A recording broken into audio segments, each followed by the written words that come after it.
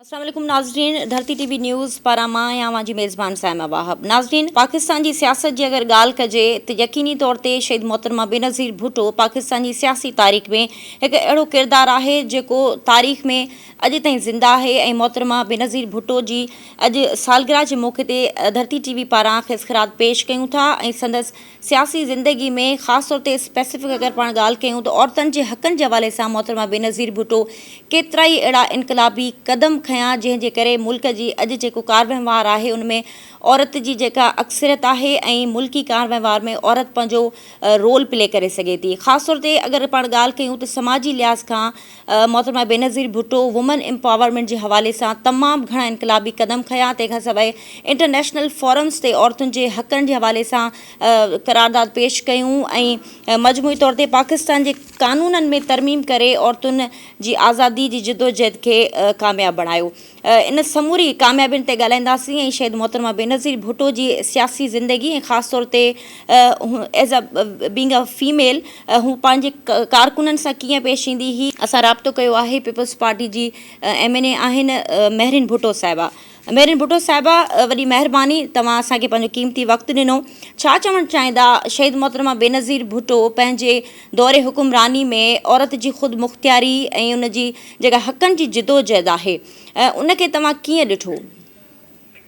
सभिनी खां पहिरियां त आउं पंहिंजी क़ाइद मोहतरमा बेनज़ीर भुट्टो साहिबा शहीद जी सालगिरह ते यकीनन उनखे असां यादि कयूं था ऐं ख़राज तहसीन पेश कयूं था। मोहतरमा बेनज़ीर भुट्टो साहिबा न कि सिर्फ़ पाकिस्तान जी बल्कि आलमी दुनिया जी ऐं इस्लामी मुल्कत जी उहो अज़ीम किरदारु हुयो जंहिं घर में अखि खोली ऐं जेके ॾुख ऐं तकलीफ़ूं ॾिठियूं ऐं पंहिंजे शहीद पीर वज़ीर आज़म शहीद ज़ुल्फ़िकार अली भुट्टो साहब जे जेके विजन खे वठी हली ऐं उन हवाले सां यकीनन उनजो किरदारु जेको आहे उहो हिकिड़ो तारीख़ी किरदारु आहे। मोहतरमा बेनज़ीर भुट्टो साहिबा इस्लामी दुनिया जी पहिरीं वज़ीर आज़म ऐं जनरल ज़िया जे दौर में जेके हुन पंहिंजी वालदा सां गॾु जदोजहद कई जमहूरियत जे लाइ उहे तारीख़ में सुनहरी लफ़्ज़नि में लिखी वञे थो। ऐं उन खां पोइ जेका भुट्टो शहीद जे ख़ानदान जेके क़ुर्बानी ॾिनियूं उहे बि तारीख़ जो हिकिड़ो हिसो आहे। मोहतरमा बेनज़ीर भुट्टो साहिबा as a lady, as a mother, as a leader, as a sister ऐं तमामु जेको आहे उनजा हर किरदारु हर पहलू जेको आहे हिकिड़ो रोशन ऐं ख़ुशि ख़्याली वारो पहलू आहे। जेकॾहिं धीअ हुई त उन पंहिंजे वालदैन सां वफ़ा कई, जेकॾहिं भेण हुई त हुन पंहिंजे भाइरनि जे लाइ रत जा जेके आंसू ॻाढ़िया। उन सां गॾु जेकॾहिं ज़ाल हुई त हुन पंहिंजे मुड़ुस जे लाइ जेका क़ुर्बानी ॾिनी, जहिड़े तरीक़े सां आसिफ़ अली ज़रदारी साहब पंहिंजी ज़िंदगी जा ख़ुशनुमा जेके साल जेलनि में गुज़ारिया ऐं उन पंहिंजे ॿारनि जी अकेले तरबियत की उहो हिकिड़ो जेको आहे तारीख़ी किरदारु आहे। उन सां गॾोगॾु तव्हां ॾिसो एज़ अ मदर उन पंहिंजे ॿारनि जी जेका सुठी सिख्या कई अकेले एज़ अ सिंगल पेरेंट, उहो हिकिड़ो तारीख़ी किरदारु आहे। त मां सम्झां थी त इहो त हिकिड़ो ज़ाती पहलू थी वियो। इन सां गॾोगॾु एज़ अ मां उन्हनि जी हिकिड़ी नंढी वर्कर यकीननि मूजिबि इन्हनि सां जेको हिकिड़ो रिश्तो हुयो लीडर ऐं वर्कर जो उहो बि तमामु बहितरीनु रिश्तो हुयो। हमेशह औरतुनि खे अॻिते वठी अचण वारी, नियाणियुनि खे अॻिते वठी अचण वारी, उन्हनि खे इनकरेज करण वारी, न कि सिर्फ़ु पंहिंजी पार्टी जे बल्कि दुनिया में जिथे बि उन्हनि सां कंहिंसां बि कोई लाॻापो या राब्तो हुयो त हमेशह औरतुनि खे इनकरेज कंदी हुई, उहा सिख्या ॾींदी हुई, उन्हनि खे सुठा मशवरा ॾींदी हुई। पाकिस्तान जे अंदरि बि इलाही जेके बि मुख़्तलिफ़ शोबनि में जेके असांजी भेनरूं निकितियूं सुठे कम जे लाइ, उन्हनि खे बि हमेशह इनकरेज कयो। ऐं यकीनन मोहतरमा बेनज़ीर भुट्टो साहिबा शहीद जो जेको 1988 वारो दौर हुयो उन्हनि तमामु घटि टाइम उन्हनि खे हुकूमत मिली, पर हुन में जेके हुननि तारीख़ी जेके कम कया ख़ासि तौर ते विमेन एम्पावरमेंट जे लाइ, मां सम्झां थी त उहे अॼु ताईं यादि रखिया वञनि था। ख़ासि तौर ते तव्हां ॾिसो कि दुनिया जे वॾे में वॾो जेको आहे लेडी हेल्थ वर्कर प्रोग्राम जेको प्राइमरी हेल्थ केयर प्रोग्राम बिल्कुलु हुयो, जेके घर घर वञी औरतूं जेके उहे सिहत जी सहूलियतूं ॿारनि खे ॾियनि थियूं, अॼु बि उहो प्रोग्राम कंटिन्यू आहे। इहो हिकिड़ो तारीख़ साज़ प्रोग्राम आहे। उन सां गॾोगॾु उन्हनि जे पंहिंजे दौर में वुमेन पुलिस स्टेशन्स क़ाइमु कया विया, औरतुनि जे लाइ वुमेन बैंक्स क़ाइमु कया विया ऐं डोमेस्टिक वायलेंस करे इलाही वॾियूं वॾियूं जेके आहिनि उहे तारीख़ साज़ जेके आहिनि उहे क़ानून साज़ी कई हुई। उन खां पोइ मोहतरमा बेनज़ीर भुट्टो साहिबा जे ॿिए दौर में बि अहिड़े तरीक़े सां औरतुनि जे लाइ वुमेन कोटा मुक़ररु कई हुई, ते औरतूं जेके आहिनि उहे नौकरियुनि में बि पंहिंजो हिसो वठनि, वुमेन पायलट्स थियूं, वुमेन जजिस थियूं, ऐं उन्हनि खे डिफरेंट तरीक़नि सां इनकरेज कयो वियो त हू मुआशरे में मर्दनि सां गॾु शाना बशाना हलनि ऐं पंहिंजो किरदारु अदा कनि। उनखे इन ॻाल्हि जो यकीनन एहसासु हुयो त मुल्क जी अधु आबादी जेका आहे उहा औरतुनि ते मुश्तमिल आहे ऐं मुल्क जी तरक़ी में औरत जो बि ओतिरो ई अहम किरदारु आहे जेतिरो मर्दनि जो आहे। बिल्कुलु उन सां गॾु गॾु उन विजन खे वठंदे मोहतरमा बेनज़ीर भुट्टो साहिबा जी जेका शहादत आहे हिन मुल्क जे लाइ हिकिड़ा कारो ॾींहुं आहे ऐं तारीख़ जे अहिड़नि ॾींहंनि में लिखियो वेंदो जॾहिं पाकिस्तान जे लाइ सोचियो वञे त शायदि पाकिस्तान ऐं अवाम जेका आहे पंहिंजे अज़ीम लीडर खां महरूम थी वई। उन खां पोइ उन शहीद जे मिशन खे आसिफ अली ज़रदारी साहिब जीअं वठी हलियो ऐं जहिड़े तरीक़े सां 2008 खां वठी 2013 ताईं जेका तारीख़ी कानून साज़ी थी जंहिंमें ख़ासि तौर ते औरतुनि जे लाइ थी, उहो बि मोहतरमा बेनज़ीर भुट्टो साहिबा जो ई विजन हुयो, जंहिंमें तव्हां ॾिसो त तारीख़ी हिकिड़ो इनकलाबी समाजी program Benazir income support program जे तहत असां औरतुनि जी सिख्या जे लाइ वसीला तालीम, वसीला हक़, वसीला रोज़गार, इहे सभई असां मुआशी प्रोग्राम अची आयासीं जंहिंसां मायुनि जी जेका आहे उहा माली मदद बि थी ऐं सिख्या बि थी। हुन सां गॾोगॾु हारी औरतुनि जे लाइ ज़मीन जी जेका आहे उहा हारी औरतुनि खे आसिफ अली ज़रदारी साहिब उहा ज़मीन अलॉट कई। उन सां गॾोगॾु औरतुनि जी डोमेस्टिक वायलेंस जे हवाले सां हिकिड़ी बहितरीनु कानून साज़ी थी। उन खां पोइ वर्किंग प्लेस ते जेका औरतुनि सां हिरासमेंट थींदी उन हवाले सां कानून साज़ी थी। ऐं तव्हां ॾिसो त मोहतरमा बेनज़ीर भुट्टो साहिबा जे दौर में औरतूं हमेशह सुठी पोज़ीशन ते रहियूं, बिल्कुलु उन सां गॾु शाना बशाना तंज़ीमी उहिदेदार बि रहियूं ऐं इन शइ खे कंटिन्यू कंदे सदर आसिफ अली ज़रदारी साहिब मुल्क इस्लामी तारीख़ जी पहिरीं ख़ातून स्पीकर जेका आहे उहा पीपल्स बिल्कुलु पार्टी कराई। Foreign minister Pakistan Peoples Party जे दौर में थी, वज़ीर ख़ज़ाना पाकिस्तान पीपल्स पार्टी जे दौर में थी। त अहिड़ा इलाही तारीख़ी इक़दामात आहिनि जेके पाकिस्तान पीपल्स पार्टी जे सहरे ते अचे थो। उन सां गॾोगॾु तव्हां ॾिसो त असांजो चेयरमैन बिलावल भुट्टो ज़रदारी साहिब बि फीमेल्स खे, औरतुनि खे, पंहिंजी भेनरुनि खे अॻिते वधाइण में पंहिंजी माउ वांगुरु किरदारु अदा करे थो, उन्हनि खे शाना बशाना रखे थो। छो जो असां महसूसु कयूं था त औरतुनि जी जेका पार्टिसिपेशन आहे उहा कंहिं बि मर्द खां घटि कोन्हे बिल्कुलु। का। अच्छा मेरिन भुट्टो साहिबा, जीअं तव्हां तफ़सीली ॿुधायो त बेनज़ीर साहिबा जेके पंहिंजे दौरे हुकुमरानी में जेके अचीवमेंट्स हासिलु कयूं, जीअं तव्हां ॻणायो त फस्ट वुमेन बैंक थी वियो, तंहिंखां सवाइ लेडी हेल्थ वर्कर प्रोग्राम थी वियो, तंहिंखां सवाइ मिनिस्ट्री ऑफ वुमेन राइट्स जे हवाले सां मिनिस्ट्री बाक़ाइदा क़ाइमु थी, तंहिंखां सवाइ सरकारी नौकरियुनि में औरतुनि जी कोटा थी वई, ख़ानदानी मिल्कियत में औरतुनि जो कानूनी हिसो थी वियो, ॿिया अहिड़ा खोड़ जेके आहिनि उहे इनकलाबी क़दम बेनज़ीर साहिबा खयां जंहिंजे करे औरतूं अॼु ख़ुदि मुख़्तियार आहिनि, समाजी लिहाज़ खां बि मुआशी लिहाज़ खां बि हू अॻु भरियूं आहिनि। मेरिन भुट्टो साहिबु, हिते इन सिलसिले में बि तव्हां सां ॻाल्हि ॿोल करणु चाहींदासीं त मोहतरमा बेनज़ीर भुट्टो साहिबा एज़ अ लीडर तव्हां सां कीअं हुई? मोहतरमा बेनज़ीर भुट्टो साहिबा तमामु हम्बल एनकरेजिंग लेडी हूंदी हुई, हमेशह में ॻाल्हि ते ज़ोर ॾींदी हुई त न्याणियुनि खे पंहिंजी तालीम पूरी करणु घुरिजे और यकीनन मुंहिंजो बि हुननि सां हिकिड़ो रिश्तो हुयो ऐं जंहिंखे मां ॾिसी यकीनन सियासत में क़दम रखियो ऐं अलाह ताला कामयाबी बि ॾिनी ऐं उन्हनि खे ॾिसंदे इहा महिनत असां कयूं पिया त बेनज़ीर साहिबा हमेशह इनकरेजिंग हूंदी हुई ऐं यकीनन औरतुनि खे, न्याणियुनि खे इनकरेज कंदी हुई त तव्हां अचो, सियासत में बि अचो, पर तालीम ते घणो फोकस हूंदो त तालीम पंहिंजी ज़रूरु पूरी कयो ऐं पंहिंजे पेरनि ते बीहण जी कोशिशि कयो। ऐं यकीनन आम औरत सां बि जिथे बि पंहिंजे हल्के में बि वेंदी, she was so humble loving. तव्हां ॾिठो त मोहतरमा बेनज़ीर भुट्टो साहिबा जॾहिं 2007 में जलावतनी करे वापसि आई त यकीनन शहीदनि जी ॿारनि सां, उन्हनि जी औरतुनि सां मिली, तव्हां ॾिसो केतिरो प्यार, केतिरी मोहबत हुई ऐं कुर्ब उहो पाकिस्तानी औरतुनि जो ॾिसो जेका मोहतरमा बेनज़ीर भुट्टो साहिबा जे लाइ दुआऊं कनि पियूं त उहा मुल्क जी वरी वज़ीर आज़म थिए ऐं औरतुनि जे लाइ इनकलाबी क़दम करे त यकीनन जो रिश्तो जेको आहे उहो इलाही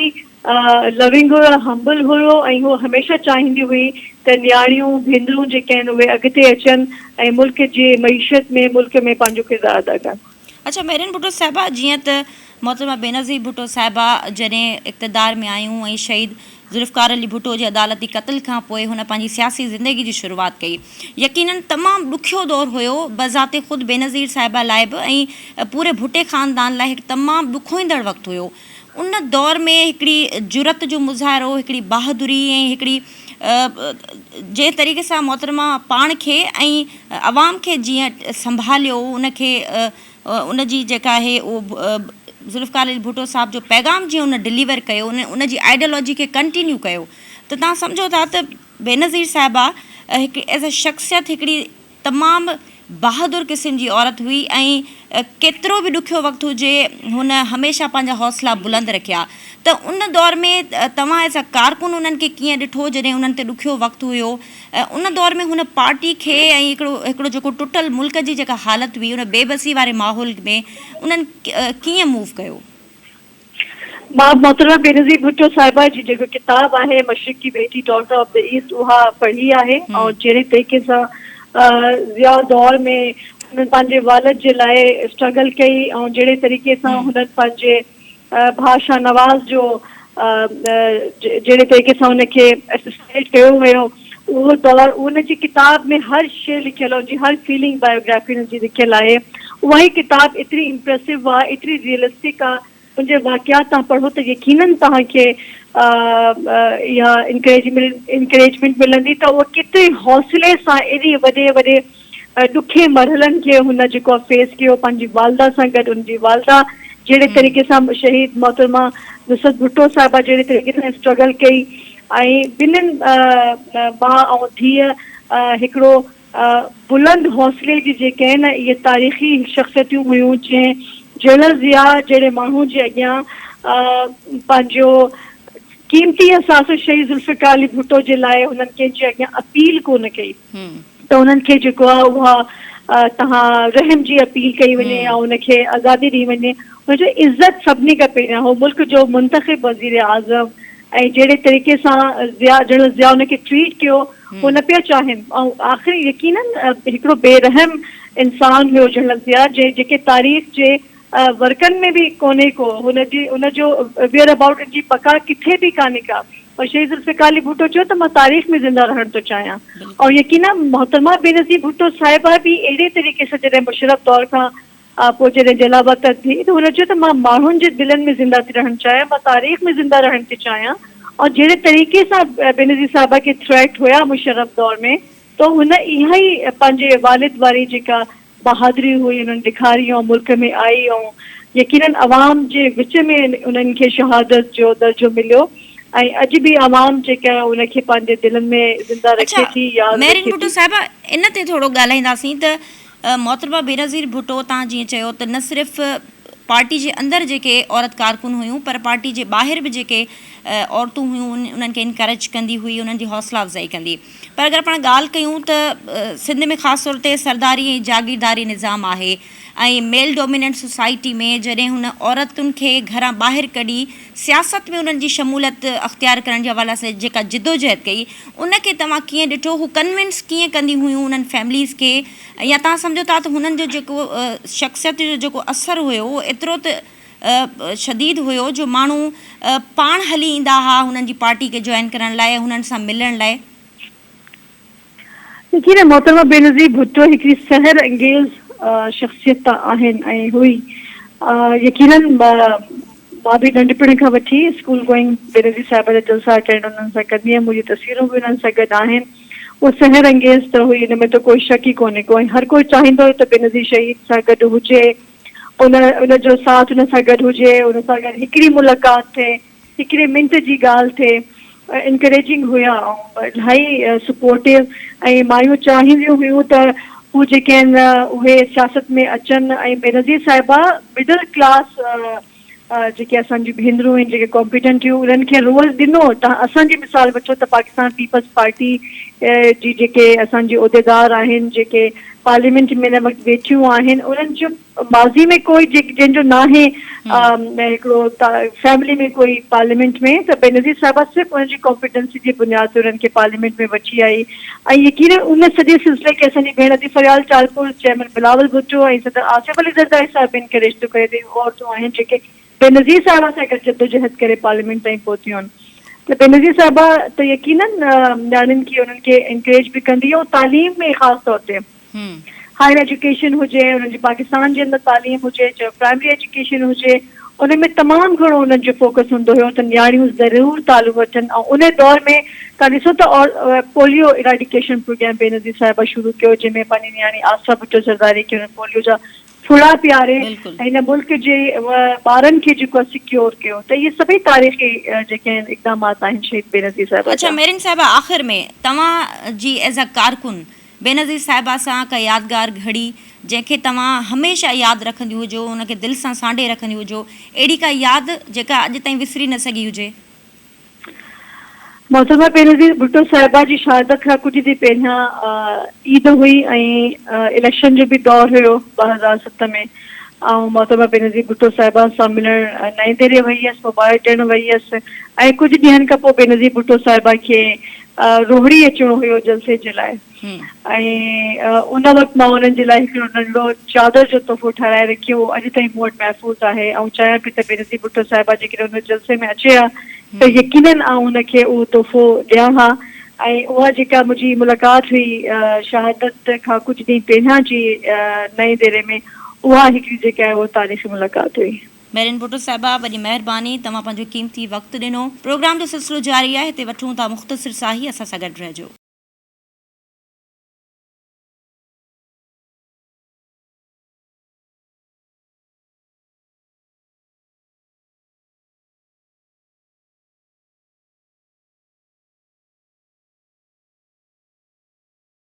वेलकम बैक नाज़रीन। प्रोग्राम जे सिलसिले खे अॻिते वधाईंदे अव्हां खे ॿुधाईंदासीं त मोहतरमा बेनज़ीर भुट्टो जे हवाले सां धरती टीवी न्यूज़ जे पारां ख़ुसूसी प्रोग्राम अॼु तरतीब ॾिनो वियो आहे।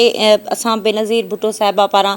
औरतुनि जे हक़नि लाइ जेके जिदोजहद ऐं उन्हनि जी जेके कोशिशूं ऐं काविशूं हुयूं, जंहिंखां पोइ औरत मुआशी ऐं समाजी लिहाज़ खां वधीक सघारी थी आहे। इन ते ॻाल्हाइण लाइ हिन वक़्तु असांखे जॉइन कयो आहे पीपल्स पार्टी जी MP आहिनि शाज़िया करीम साहिबा। शाज़िया करीम साहिबा, बहुत शुक्रिया, आपने टाइम दिया। क्या कहना चाहेंगी? आज मोहतरमा बेनज़ीर भुट्टो की सालगिरह का दिन है और हम याद कर रहे हैं उनके तरफ से जो औरतों के हुकूक के हवाले से जो कोशिशें ली गई, जिसके बाद पाकिस्तान की सियासी तारीख में कभी हमने नहीं देखा कि इतने बड़े आलमी लेवल पर जो इनिशिएटिव लिए गए औरतों के हुकूक के हवाले से। आप क्या कहना चाहेंगे इस हवाले से? जी, आज 21 जून हमारी शहीद रानी मोहतरमा बेनज़ीर भुट्टो साहिबा की पैदाइश का दिन है और इस दिन हम उनको खराज तहसीन पेश करते हैं। और हम ना सिर्फ पाकिस्तान पीपल्स पार्टी से ताल्लुक़ रखने वाली ख़वातीन, बल्कि मैं ये समझती हूँ कि पूरे पाकिस्तान की ख़वातीन को जो है बड़ा फ़ख्र महसूस होता है कि हमारी जो इस्लामी ममालिक की पहली खातून वज़ीर आज़म थी वो हमारे पाकिस्तान से थी। शहीद मोहतरमा बेनज़ीर भुट्टो की सारी जिंदगी नशेब व फराज का सामना करते गुजरी है। अपने योम पैदाइश से लेकर वो योम शहादत तक, आखिरी सांस तक, शहीद भुट्टो की बड़ी बेटी होने के नाते वो हर मरहले पर वालिद के सियासी वर्से की हिफाजत के लिए आगे आगे रही। बेनज़ीर शहीद ने वालिद की शहादत के बाद बड़ी मुश्किल हालात में पार्टी की जिम्मेदारी संभाली तो सबको पीछे छोड़ दिया। हर किस्म की साजिशों का डट कर मुकाबला किया, आमरों का मुकाबला किया। अपने नाम की तरह उनकी जिंदगी भी बेनज़ीर थी। मुस्लिम दुनिया की ये पहली खातून वजीर आजम का एजाज भी उन्हीं को हासिल था। बेनज़ीर भुट्टो बतौर वजीर आजम सरबरा पीपल्स पार्टी, जहां लाखों करोड़ों दिलों की धड़कन थी, वहीं आवाम की एक बड़ी तादाद जिसका पीपल्स पार्टी से कोई ताल्लुक नहीं था, वो भी बेनज़ीर की शख्सियत के असीर और गर्विदा थे। उनके लिए बस मैं इतना ही कहना चाहूंगी कि वो अपनी कामत से बहुत बड़ी थी। बेनज़ीर तो बस बेनज़ीर थी। अच्छा शाज़िया करीम साहिबा, इस हवाले से भी हम बात करना चाहेंगे कि बेनज़ीर साहिबा अपने दौरे हुक्मरानी में जब उन्होंने इंटरनेशनल वुमेन कॉन्फ्रेंस में शिरकत की और वहाँ पर एक जानदार जो उन्होंने एक मौक़िफ़ रखा कि पाकिस्तान में औरतों के साथ जो इम्तियाजी सलूक होता है उसके अगेंस्ट जो कवानीन वो पाकिस्तान में लाईं और जो कानून मौजूद थे उनमें तरमीम की, तो क्या समझती हैं कि जैसे वुमेन बैंक का क़याम, आप क्या समझती हैं कि उस वक्त औरतों के हुकूक के हवाले से जो उन्होंने इनिशिएटिव लिए उसके समरात हम आज तक देख रहे हैं, तो आप क्या समझते हैं कि पीपल्स पार्टी की तरफ से उनकी लेगेसी को कितना आप कंटिन्यू कर रहे हैं या इस वक्त आपकी जो सियासी क़यादत है वो कितना सिंसियरली जो है बेनज़ीर की लेगेसी को टूवर्ड्स वुमेन एम्पावरमेंट, कितना उनको लेगेसी को फॉलो अप कर रही हैं? जी बिल्कुल, आप ठीक कह रही हैं कि जो पावरमेंट हमें उनसे मिली वो उसके बाद हमें कोई भी नहीं दे सकता। उन्हीं की लेगेसी को लेकर हम जो अब खवातीन, मैं यहीं से ताल्लुक़ है मेरा और मैं एक कम्युनिटी को रिप्रेजेंट कर रही हूँ। हज़ारों मर्दों के दरमियान में भी अगर हम बैठ जाते हैं और वहाँ कहीं हमें बेनज़ीर साहिबा की तस्वीर नज़र आती है तो हमें बड़ा हम अपने आप को बड़ा पावरफुल महसूस करते हैं कि बीबी का नाम, बीबी की तस्वीर भी हमारे साथ है तो हमें अच्छा महसूस होता है। बेनज़ीर ने हमेशा हर प्लेटफॉर्म पर खवातीन को एम्पावर करने की बात की। Women bank, women police, cadet college, ये सारे कुछ पीपल्स पार्टी के दौरे हुकूमत में रहे तो हमेशा वो खवातीन को एम्पावर करने के लिए हर फोरम पर आवाज़ उठाती रही और इंशाल्लाह हम भी उन्हीं को फॉलो करेंगे और उनकी लेगेसी को अपनाते हुए आगे चलते रहेंगे। अच्छा शाज़िया करीम साहबा, जैसे कि मोहतरमा बेनज़ीर साहबा के दौर में उन्होंने वुमेन राइट्स की मिनिस्ट्री का क़याम अमल में आया, उसके अलावा माइनॉरिटी के हवाले से भी मिनिस्ट्री बनाई गई अलग से। तो जो अक़लियत हैं, जो माइनॉरिटी है हमारे पाकिस्तान में, उनको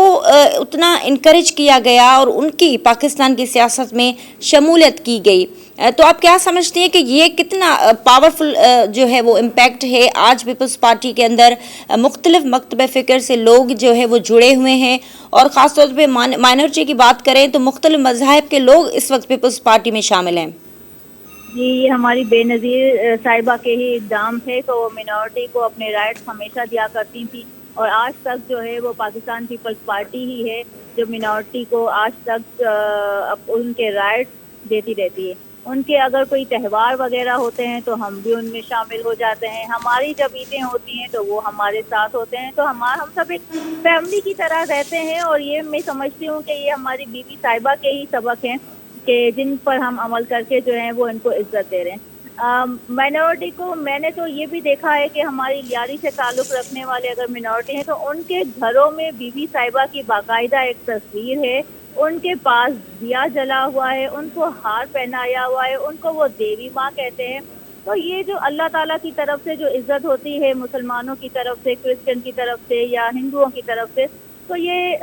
सबके लिए तो नहीं होती। ये हमारी बीबी साहिबा ने ही अपनी जदोजहद से उनको हुकूक दिए, उनके लिए आवाज़ उठाई और हमारे मिनॉरिटी जो भाई बहनें हैं, कम्युनिटीज़ हैं, वो भी पाकिस्तान पीपल्स पार्टी की आज तक पूरी क़यादत को बहुत इज्जत देते हैं और उनके दिलों में हमेशा हमारी बीवी का नाम जो है वो जिंदा रहेगा।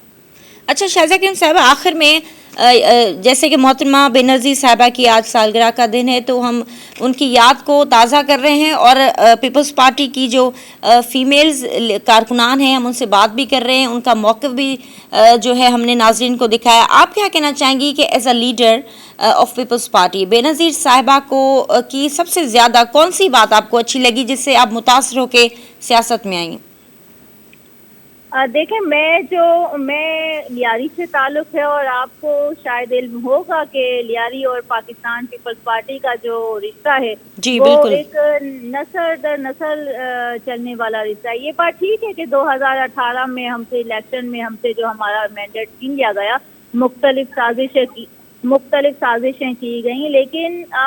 हमारी यहाँ की खवातीन में या लियारी के लोगों से बीबी का दिलों में जो नाम है वो कोई नहीं छीन सकता। तो हमारा तो वोट, हमारे बड़ों का वोट, हमारे दादा दादी, नाना नानी, इन सब का वोट हमेशा पाकिस्तान पीपल्स पार्टी के लिए हुआ करता था। वो कायदे अवाम से मोहब्बत करते थे, वो बीबी से मोहब्बत करते थे और हम अपने चेयरमैन बिलावल भुट्टो जरदारी साहब के साथ हैं हमेशा। और हमने बचपन से यही देखा कि हमारे घरों में जो है वो बीबी साहिबा के किस्से सुनाए जा रहे हैं। तो हमें मतलब कि किताबों से या टीवी से ये सब कुछ देखने की ज़रूरत नहीं पड़ती थी, हमें प्रैक्टिकल ये चीज़ें नज़र आ जाती थी। आपको पता है कि सानिया कारसाज जब हुआ तो इतने मुश्किल हालात में, इतने थ्रेट्स के बावजूद बीबी दूसरे दिन ही लियारी पहुंची और तमाम जितने शहीद हो गए थे उनके घरों में ताज़ियत की, जितने लोग जो हैं वो ज़ख्मी हो गए थे उस वाक़ये में, उनके घरों में गई, उनकी अयादत की। तो ये सारी चीज़ें थी हमारे सामने, तो मतलब हमें तो पढ़ने की या टीवी देखने की ज़रूरत नहीं, हमने ये सब कुछ प्रैक्टिकल देखा। اور ان سے جو محبت ہے وہ مطلب ہمارے پاس الفاظ نہیں ہے کہ ہم اظہار کر سکیں بیوی سے محبت کے. شائزہ کریم صاحبہ بہت شکریہ، آپ نے دھرتی ٹی وی نیوز کو اپنا وقت دیا.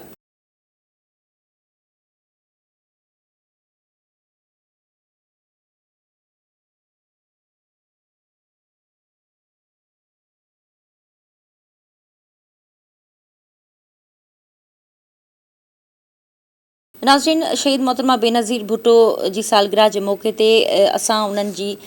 वुमेन एम्पावरमेंट जे हवाले सां जेके ख़िदमतूं आहिनि उन्हनि खे साराहींदे उन्हनि ते ॻाल्हि ॿोल करे रहिया आहियूं. पीपल्स पार्टी जी मुख़्तलिफ़ अॻुवाननि सां असांजी ॻाल्हि ॿोल थी आहे ऐं उन्हनि जा वीचार मां ॿुधा. हिन वक़्तु मोहतरमा बेनज़ीर भुट्टो जे हवाले सां ई ॻाल्हाईंदासीं. हिन वक़्तु असांखे जॉइन कयो आहे पीपल्स पार्टी जी सीनियर अॻुवान आहिनि, MP आहिनि शमी ममताज़ साहिबा. शमी ममताज़ साहिबा, बहुत शुक्रिया आपने वक्त दिया. क्या कहना चाहेंगी, आज मोहतरमा बेनज़ीर भुट्टो की सालगिरह का दिन है और वुमेन एम्पावरमेंट के हवाले से मोहतरमा ने जो काविशें और कोशिशें की, जो इनिशिएटिव लिए, उनको आप कैसे देखती हैं? बिस्मिल्लाहिर्रहमानिर्रहीम. सबसे पहले तो ज़ाहिर है दुख्तर मशरिक़ के हवाले से मौलाना बीबी शहीद की सालगिरह के करीब है ये, और हम आज के दिन को बहुत यादगार के तौर पर मना रहे हैं. और जहाँ तक एम्पावरमेंट की बात है तो ये मैं सिर्फ दुनिया की बात, पाकिस्तान की बात नहीं करूंगी, सिंध की बात नहीं करूंगी, मैं तो दुनिया की बात करूंगी कि वो दुनिया की पहली खातून वजीर आजम थी. और उन्होंने इतनी कम उम्री में जिस तरह अपने आप को ग्रूम किया था, भुट्टो शहीद के बाद हम समझ रहे थे कि सियासत जो है वो बिल्कुल खाली हो गई है, लेकिन जिस तरह बीबी बेनज़ीर भुट्टो शहीद साहिबा ने दुनिया में होते हुए उस यंग एज में और उतने बुरे हालात में, जबकि पाकिस्तान बहुत बुरे हालात में था उस वक्त, इस तरह उन्होंने अपने आप को मनवाया. और मैं उन्हें खातून नहीं बल्कि मैं तो उनको आयरन लेडी कहती हूँ कि वो एक मजबूत आसाब की मालिक थी. और विमेन एम्पावरमेंट के हवाले से ही नहीं, मैं तो पूरे एम्पावरमेंट के हवाले से कहूंगी कि मेल फीमेल हमारे यहाँ कोई इम्तियाजी सलूक नहीं है कि ये मेल है और ये फीमेल है. बराबरी की बुनियाद पर, मसावात की बुनियाद पर हमेशा पाकिस्तान पीपल्स पार्टी ने जो है अपने जो भी तरक्याती काम थे उसके हवाले से काम किया. खुसूसन अगर खवातीन की आप बात करें तो लेडी हेल्थ वर्कर से लेकर विमेन बैंक तक, और फिर उसके बाद ज़राई इस्लाहात में जिस तरह मोहतरमा ने खवातीन के लिए पॉलिसियां बनाई और उन पॉलिसियों पर हम अभी तक अमल कर रहे हैं, सिंध गवर्नमेंट अभी तक अमल कर रही है, जिसमें 25 एकड़ जमीन और वो भी सिर्फ खवातीन के नाम. फिर थर पारकर का जिस तरह लोग नाम लेते हैं कि इस तरह लोग वहां पर बेरोजगार हैं या लोग मर रहे हैं, लेकिन वो उन खवातीन को भूल जाते हैं जो खवातीन आज वहाँ ट्रैक्टर भी चला रही हैं, ट्रॉलर भी चला रही हैं, ट्रक भी चला रही हैं. फिर इस तरह शहरों में देखें तो मैं देखती हूँ कि अब बाइका जो है सिर्फ मर्द नहीं चला रहे बल्कि औरत भी चला रही है. तो ये वो एम्पावरमेंट है जो बीबी के विजन को लेके चलते हुए हम अब भी कर रहे हैं. असेंबलियों में खवातीन का मौजूद होना, इतना बोल्ड होकर बात करना, चाहे वो प्रोविंशियल असेंबली हो, चाहे वो नेशनल असेंबली हो, सेनेट हो. जिस तरह मैं सेनेट में देखती हूँ कृष्णा कोहली मौजूद हैं, इसी तरह नेशनल असेंबली में भी हमारी कुछ खवातीन हैं. हमारे यहाँ सिंध असेंबली में शीदी फैमिली की, शीदी कबीले की खातून मौजूद है. तो ये मैं समझती हूँ कि वो एम्पावरमेंट है खवातीन के हवाले से जो बीबी का विजन है, और उसको लेके मेरे चेयरमैन बिलावल भुट्टो सरदारी साहब चल रहे हैं. हम पूरी कौम को मुबारकबाद देंगे आज बीबी शहीद की सालगिरह के मौके पर कि अल्लाह ताला हम सबको बेनज़ीर के नक्श कदम पर चलने की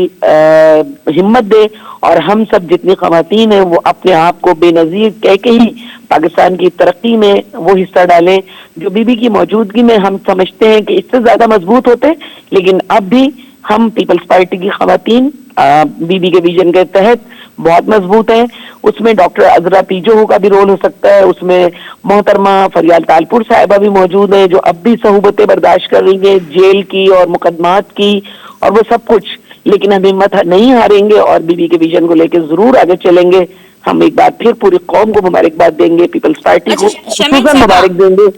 हम बात करेंगे मोहतरमा बेनज़ीर भुट्टो साहिबा ने जो मुआशी इस्लाहात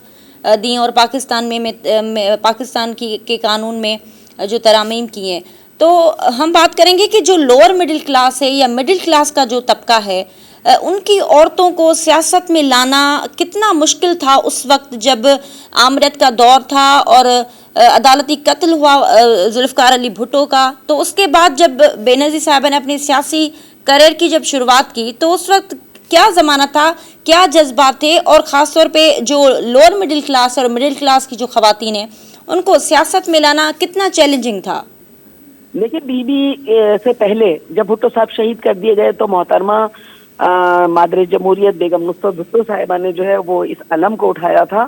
اور ایم آئی ڈی کی تحریک تھی، اور اس زمانے میں آپ کو پتہ ہے کس طرح خواتین کے ساتھ ظلم و تشدد کیا جاتا تھا، روڈوں پر جس طرح لاٹھی چارج ہوتا تھا، اور جس طرح بیگم نصرت بھٹو صاحبہ کو بھی اس وقت کی جو ایک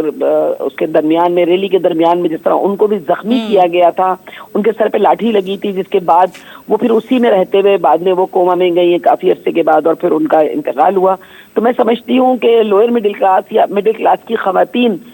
جو پچھا ہوا طبقہ تھا، جس کو بولنے کی آزادی نہیں تھی، جس کو یہ کہہ کے گھر بٹھا دیا گیا تھا کہ تمہیں دوپٹہ اوڑھنا ہے، تمہارے ساتھ یہ ہو جائے گا، پھر حدود آرڈیننس کا آنا، وہ سیاہ قوانین بننا، میں سمجھتی ہوں کہ وہ بی بی کی دی ہوئی ہمت تھی کہ وہ خواتین بغاوت کر کے اس تمام سماج کے خلاف باہر آئیں وہ، اور ایک پلیٹ فارم ان کو ملا پاکستان پیپلز پارٹی کی شکل میں، کیونکہ جب ہم خالی ہوتے ہیں، کوئی پلیٹ فارم نہیں ہوتا، تو ہماری آواز موجود ہونے کے باوجود اس کی سنوائی نہیں ہوتی، لیکن جب ہمیں ایک پلیٹ فارم ملا پاکستان پیپلز پارٹی کا، بولنے کا شعور ہمیں بھٹو صاحب نے دیا تھا، اور اس کو استعمال کرنے کا شعور بی بی شہید نے ہمیں دیا کہ کس طرح اپنے رائٹس کے لیے ہم بات کر سکتے ہیں بغیر کسی خوف و خطر کے، کیونکہ بی بی کا کہنا یہ تھا کہ جو رات قبر میں آئی ہے وہ قبر میں آنی ہے، تو میں تو اسی کو اپنی زندگی کا ایم بنا کے چل رہی ہوں کہ مجھے کوئی ڈر، کوئی خوف نہیں ہے، کہ جو جتنی زندگی میری ہے میں نے اس قوم کے لیے سرو کرنی ہے، مجھے اپنے چیئرمین کو وزیر اعظم دیکھنا ہے، کیونکہ میں نعرہ لگاتی تھی وزیر اعظم بے نظیر، اور اب میں نعرہ لگاتی ہوں وزیر اعظم بلاول بھٹو بے نظیر، کیونکہ بے نظیر ہی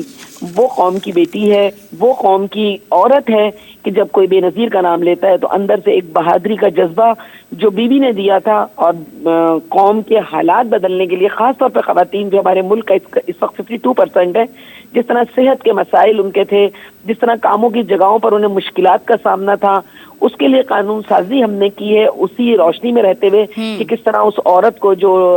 میٹرنٹی کی تکلیف سے گزرتی ہے اس کو کتنی چھٹیاں ملنی چاہیے، اس کے بچے کے لیے کہاں ڈے کیئر سینٹر کا قیام ہونا چاہیے جہاں وہ کام کے دوران میں اپنے بچے کو وہ بنیادی سہولیات، بنیادی ضروریات دے سکے جو ایک بچے کی زندگی کے لیے ضروری ہے۔ تو یہ سب وہی کارنامے ہیں جو ہم ابھی بھی کر رہے ہیں، کاؤنسلروں کا آنا، پھر کاؤنسلر کے بعد ہمارا ایم پی اے بننا، منسٹر بننا، اور منسٹر بنتے ہوئے دن رات کام کرنا، تو یہ سب وہی ویژن ہے جس کو ہم لے کے چل رہے ہیں، اور ایک وہ روح ہے جو ہمارے اندر بے نظیر کے نام سے پھونک دی گئی ہے، اور ہم وہ خواتین ہیں جو بی بی کے نقش قدم پر چل رہے ہیں، چاہے وہ پیپلز پارٹی کی ہو یا نہ ہو۔ جو عورت کبھی بول نہیں سکتی تھی، آج وہ عورت باہر آ کر اپنے حق کے لیے لڑ رہی ہے۔ بالکل ٹھیک کہا آپ نے شمیم صاحبہ، بالکل آپ نے صحیح بات کہی کہ عورتیں خود مختار ہوئی ہیں، اور وہ معاشی اور سماجی لحاظ سے بھی جو ہے وہ کمپیریٹیولی جو وہ زمانہ تھا اس دور میں وہ کافی رول پلے کر رہی ہیں پاکستان کی سیاست میں بھی۔ یہ بھی جاننا چاہیں گے آپ سے شمیم صاحبہ، آپ کو ہم نے دیکھا ہے آپ بہت ایکٹیولی جو ہے وہ پارٹی میں رہتی ہیں، سرگرمیاں آپ کی ہوتی ہیں، خاص طور پہ دیکھا جائے تو جب بھی پیپلز پارٹی کے جلسے ہوتے ہیں تو آپ بہت زوردار نعرے لگاتی ہیں اور بہت ہی پرجوش طریقے سے آپ اظہار کرتی ہیں، اور آپ خود کو جیالی کہتی ہیں۔ تو ہم یہ جاننا چاہیں گے کہ محترمہ کے ساتھ آپ کا وقت گزرا ہے، تو ہمیں کچھ یادیں بتائیں آپ کی جو ان سے جڑی ہوں، اور خاص طور پہ یہ بھی ہمیں بتائیں کہ جب محترمہ پارٹی کے اندر جو خواتین تھی اس کے علاوہ جو باہر خواتین تھی ان کے ساتھ ان کا رویہ کیا ہوتا تھا، کیسا ہوتا تھا ان کا رویہ؟ مجھے جو ہے وہ ایک اعزاز حاصل رہا کہ میں جانثار بے نظیر بھی رہی ہوں۔ جب بی بی صاحبہ پاکستان تشریف لائیں اور ہمیں بی بی کے ساتھ کام کرنے کا موقع ملا، خاص طور پر ان کی زندگی کے جو آخری ایام تھے، جو 72 ڈیز میں کہتی ہوں ان کو ہمیشہ، جو میں نے بی بی کے ساتھ بلاول ہاؤس میں گزارے، میں سمجھتی ہوں میری زندگی کا وہ حاصل تھے۔ ہم باہر بیٹھے ہوتے تھے بی بی کے ایک نظر دیکھنے کے لیے ان کی سیکیورٹی کے حساب سے، اور بی بی کا وہاں سے ہمارے پاس سے گزرنا اور مسکرا کر، میں نے بی بی کو ہمیشہ مسکراتے ہوئے دیکھا، میں نے کبھی بھی بی بی کو غصے کی حالت میں نہیں دیکھا۔ وہ مسکراتے ہوئے آ کے ہمارے قریب رکتی تھی اور کہتی تھی خوش، بس ایک جملہ کہتی تھی خوش، اور ہم کہتے تھے بی بی بہت خوش۔ फिर बीबी ने जो कुछ वक्त पे खाना पीना वो हमारे लिए खास तौर पर बाहर आता था कि बाहर हम 2 खवातीन होते थे और हमारे लिए वो प्लेट में रख के वो चीजें, चाहे वो 2 ही आती थी, अगर बीबी ने कुछ खाया उसमें से बीबी ने 2 चमचे भी अगर हमें भेजे तो हम समझते थे कि हमारी जिंदगी का हासिल है। बीबी चनों की चाट बहुत शौक से खाती थी, वो हमारे लिए जरूर जो है वो दोपहर को 11-12 बजे के करीब वो हमारा हिस्सा होता था कि हमें मिलना है। और आप यकीन कीजिए कि वो वक्त था कि हमें अगर सारा दिन भी कुछ खाने को नहीं मिलता था तो कोई बात नहीं थी, हमारा सिर्फ एम यह था कि हमने बीबी को एक नजर देखना है। और जिस दिन पूरा दिन अगर बीबी को हम नहीं देख पाते थे तो हम समझते थे कि नहीं, ये आज हमारा दिन जो है वो कारामद नहीं रहा क्योंकि हमने बीबी को नहीं देखा। तो मैं समझती हूँ कि मैंने वो खातून, इतना हुस्न, इतनी खूबसूरती और इतनी पुरकशिश खातून मैंने अपनी जिंदगी में नहीं देखी जो मैंने बीबी को बहुत करीब से देखा। और मैं समझती हूँ कि औरत को औरत नजर आना चाहिए। मैंने बीबी को हमेशा औरत ही देखा, मैंने सर से दुपट्टा उतरा हुआ बीबी का कभी नहीं देखा। हम औरतों के बीच में भी बीबी के सर पे दुपट्टा होता था और बीबी की ड्रेसिंग भी वो होती थी कि जो कभी भी कोई उंगली उठाने की हिम्मत नहीं करता था कि बीबी की तरफ कोई उंगली उठाकर, बल्कि मैं तो कहती हूँ कि हौसला ही नहीं था लोगों में कि बीबी को एक नजर देखने के बाद दोबारा आंख भर कर देखें। हमारी नजरें खुद ब खुद झुक जाया करती थी बीबी की आंखों में, बीबी के चेहरे पर वो एक खास कशिश थी कि मैं समझती हूँ वो शहादत का हुस्न था। जो बीबी पाकिस्तान आई तो उनके चेहरे पर वो शहादत थी जिसको हम हुस्न कहते हैं, वो शहादत का हुस्न था बीबी का। और मेरी आंखों में आज तक भी वो हसीन चेहरा मौजूद है और मेरी ख्वाहिश है कि मैं बेनजीर भुट्टो बन जाऊं। बहुत शुक्रिया शमीम साहिबा, आपने हमें अपना कीमती वक्त दिया। अॼो के ॾींहं ते असां ख़ासि तौर ते मोहतरमा पारां जेके वुमेन एम्पावरमेंट जे हवाले सां जेके कोशिशूं काविशूं ऐं जेके औरतुनि जे हक़नि लाइ जेका जिदोजहद कई हुई, यकीनी तौर ते उहा अॼु कामयाबी हासिलु कई आहे। अॼु पाकिस्तान जूं औरतूं अॻु जी भेट में तमामु ख़ुदि मुख़्तियार आहिनि। मोहतरमा जी जेका शख़्सियत आहे उन ते जेतिरो ॻाल्हाइजे उहो घटि आहे। पंहिंजे मेज़बान साइमा वाहब खे ॾींदा इजाज़त। अल्लाह हाफ़िज़।